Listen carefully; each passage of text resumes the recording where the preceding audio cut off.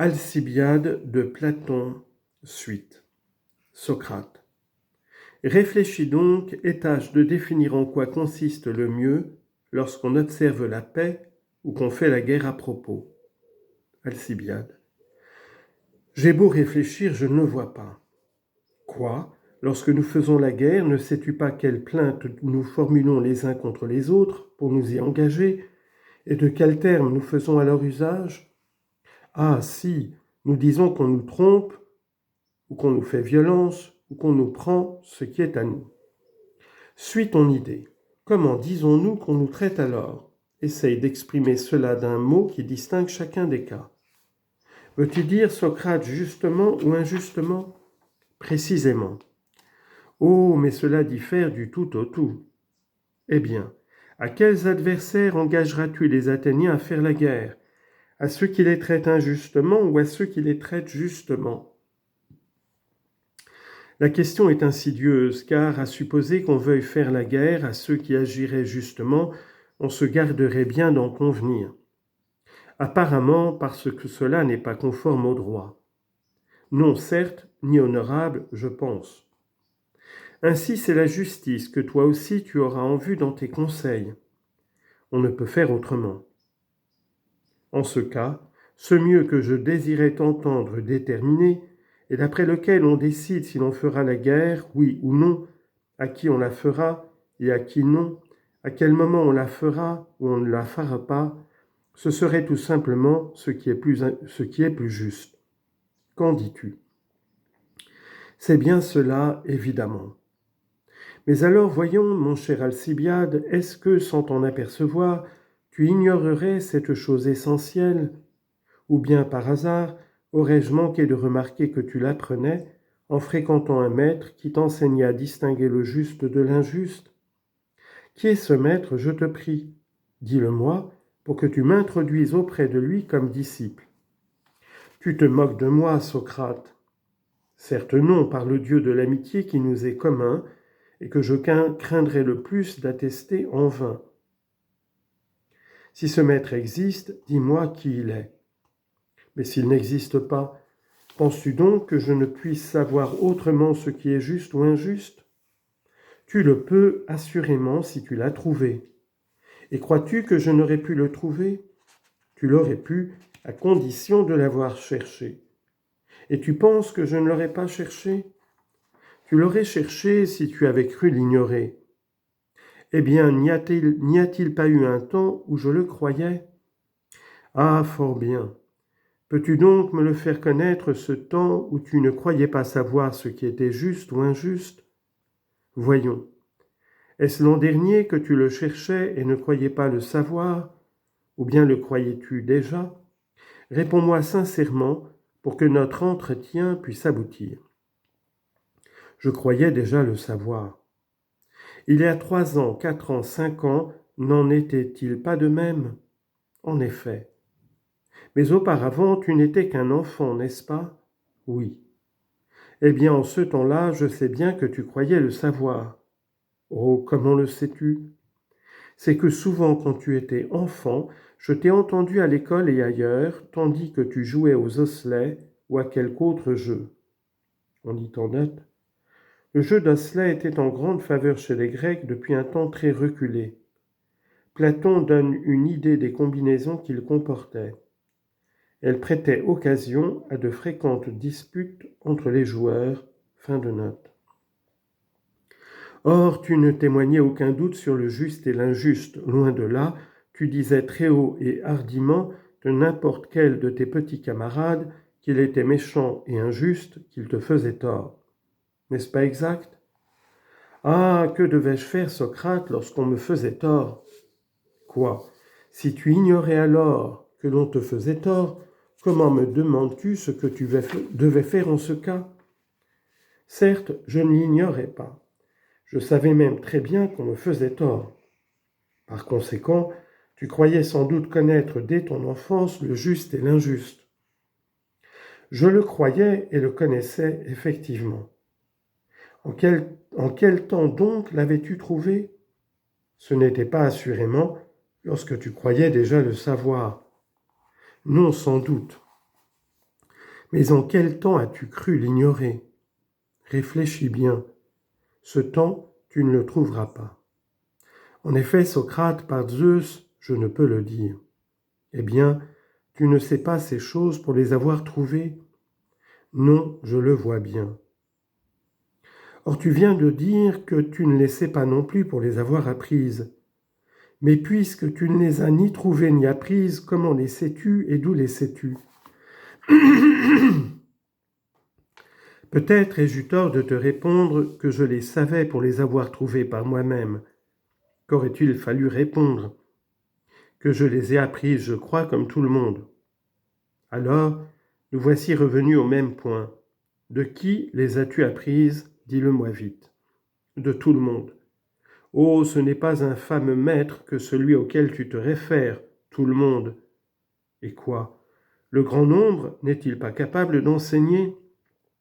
Pas même à jouer au tric-trac en tout cas. Et pourtant, c'est là une matière moins délicate que la justice, ne le penses-tu pas?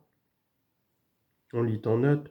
Platon fait plusieurs fois allusion au jeu dont il est ici question. Bien jouer constituait un art, comme on le voit par le passage du Gorgias ci-dessus mentionné. Fin de note. Oh si! Ainsi ceux qui ne savent pas enseigner le plus facile seraient capables d'enseigner le plus difficile? Pourquoi pas? Ils sont bien capables d'enseigner quantité de choses plus difficiles que le calcul des jetons. Lesquels, je te prie? Eh bien, n'est-ce pas d'eux que j'ai appris à parler grec? Car vraiment, je ne saurais dire quel maître me l'a enseigné. Et j'en rapporte le mérite précisément à ceux dont tu fais si peu de cas. C'est qu'en effet, mon brave ami, tu parles d'une chose que tout le monde enseigne fort bien, et il n'y a qu'à louer les leçons du grand nombre en cette matière. Pourquoi cela? Parce qu'il possède à cet égard ce qui est indispensable au bon maître. Qu'entends-tu par là? Ne sais-tu pas que pour enseigner une chose quelconque, il faut d'abord la savoir soi-même, n'est-il pas vrai? Sans aucun doute. Et ceux qui savent doivent s'accorder entre eux et ne pas différer d'opinion. Cela est juste. S'ils diffèrent sur une chose quelconque, diras-tu qu'ils la savent? Non, assurément. Alors comment pourraient-ils l'enseigner? En aucune façon. Eh bien, te semble-t-il qu'il y ait désaccord entre les gens à propos de ce qu'ils appellent pierre ou bois? Et quel que soit celui que tu interrogeras, est-ce qu'ils ne feront pas tous même réponse? Est-ce qu'ils ne tendront pas la main vers le même objet, s'ils veulent prendre une pierre ou du bois? De même pour toutes les choses analogues. Or, c'est bien là, si je ne me trompe, ce que tu appelles savoir parler grec, n'est-ce pas? Oui, en effet. Là-dessus donc, ils s'accordent tous entre eux, comme nous le disions, et chacun d'eux s'accorde avec lui-même. Les États mêmes ne se disputent pas sur de tels sujets, ils n'opposent pas opinion à opinion. On lit en note. Platon semble considérer ici la langue grecque comme uniforme, ou du moins la diversité des dialectes comme insignifiante. C'est qu'il suffisait pour sa démonstration que les Grecs se comprissent à peu près entre eux. Fin de note. Non, assurément. Il est naturel par conséquent que tous soient bons maîtres en cette matière. Oui. Et si nous devions mettre quelqu'un en état de savoir cela, nous n'aurions pas tort de l'envoyer à leur école, à celle de tout le monde? Non, assurément.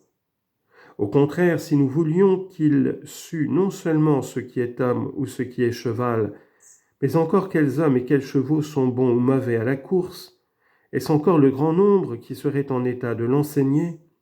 Pas du tout. La preuve que tous ne le savent pas et ne sont pas de vrais maîtres en cette matière, n'est-ce pas qu'ils ne s'accordent aucunement entre eux à ce sujet? En conviens-tu? Oui, vraiment. Et si nous voulions qu'il sût non seulement ce qui caractérise l'homme, mais encore quels hommes sont sains ou malades, est-ce le grand nombre qui serait en état de l'enseigner? Non, certes. Et la preuve qu'ils sont mauvais maîtres en cette matière, ne serait-ce pas à ton avis de constater leur désaccord? Oui, j'en conviens. Bien. Or, au sujet des personnes et des choses, justes ou injustes, la plupart des hommes te semblent-ils s'accorder avec eux-mêmes ou avec les autres? Oh, par Zeus, aussi peu que possible. Et même, n'est-ce pas là-dessus qu'il te semble être le plus en désaccord? Plus que sur tout au monde. D'autre part, je ne suppose pas que tu aies jamais vu ou entendu des hommes se disputer assez vivement sur ce qui est sain ou malsain pour en venir aux mains et se tuer les uns les autres. Non, certes. Au contraire, au sujet du juste et de l'injuste, à supposer que tu n'aies pas vu de telles disputes, je sais que tu en as entendu raconter plus d'une, notamment chez Homère. Tu connais les récits de l'Odyssée et de l'Iliade. Oh, assurément, Socrate. Poèmes qui ont pour sujet des dissentiments sur le juste et l'injuste. C'est vrai. Les batailles, les morts d'hommes pour les Achéens et aussi pour les Troyens n'ont pas eu d'autre cause, non plus que pour les prétendants de Pénélope et Ulysse. Tu as raison.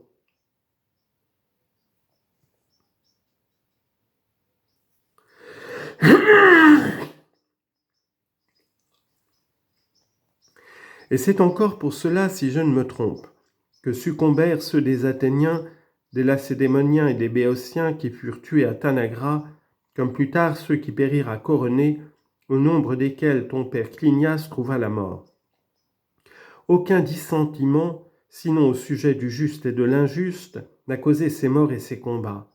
N'est-ce pas exact? Tout à fait exact.